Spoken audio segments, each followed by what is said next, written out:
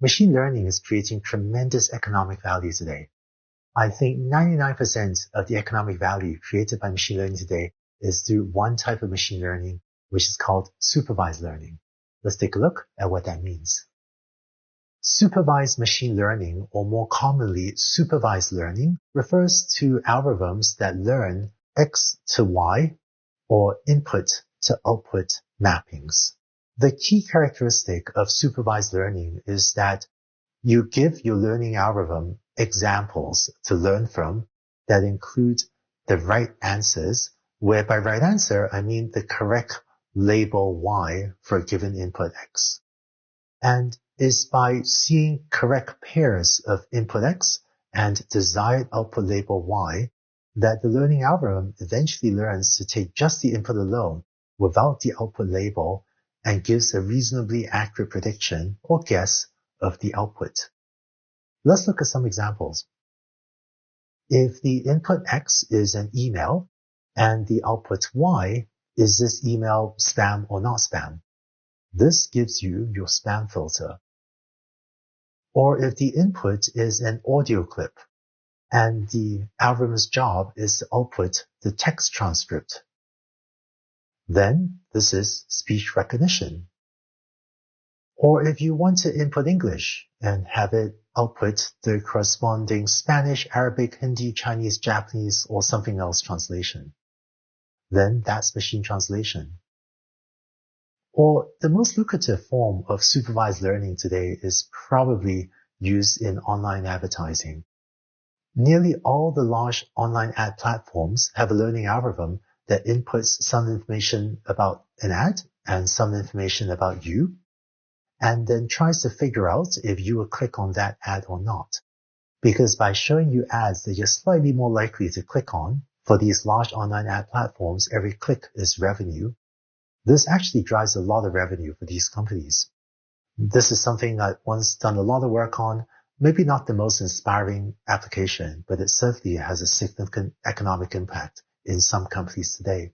Or if you want to build a self-driving car, the learning algorithm would take as input an image and some information from other sensors, such as a radar or other things, and then try to output the position of, say, other cars, so that your self-driving car can safely drive around the other cars.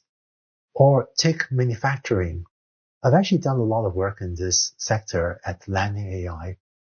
You can have a learning algorithm take as input a picture of a manufactured product, say a cell phone that just rolled off the production line, and have the learning algorithm output whether or not there is a scratch, dent, or other defect in the product.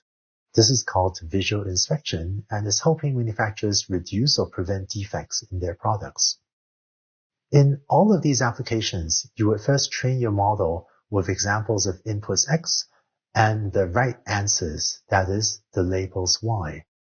After the model has learned from these input-output or X and Y pairs, it can then take a brand new input X, something it's never seen before, and try to produce the appropriate corresponding output Y.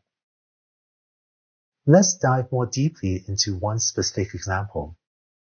Say you want to predict housing prices based on the size of a house. You've collected some data and say you plot the data and it looks like this.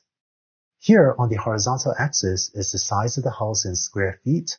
And yes, I live in the United States where we still use square feet. I know most of the world uses square meters. And here on the vertical axis is the price of the house in, say, thousands of dollars.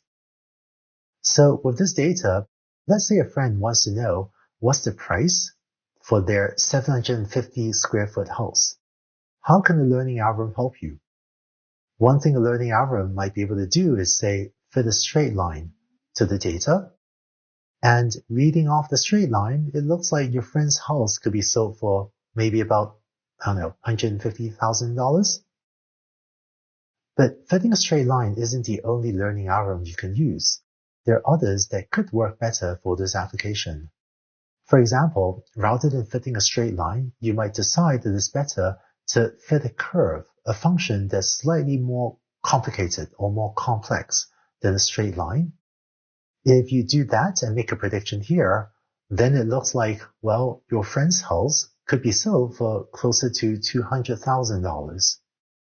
One of the things you see later in this class is how you can decide whether to fit a straight line, a curve, or another function that is even more complex to the data. Now, it doesn't seem appropriate to pick the one that gives your friend the best price, but one thing you see is how to get an algorithm to systematically choose the most appropriate line or curve or other thing to fit to this data. What you're seeing in this slide is an example of supervised learning.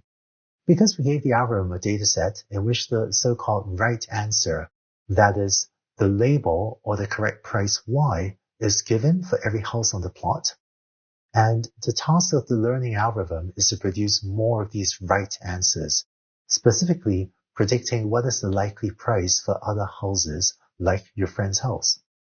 That's why this is supervised learning. To define a little bit more terminology, this housing price prediction is a particular type of supervised learning called regression.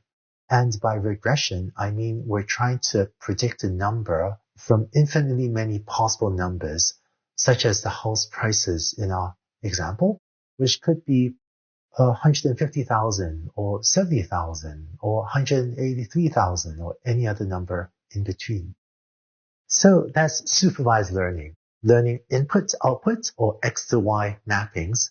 And you saw in this video an example of regression where the task is to predict a number.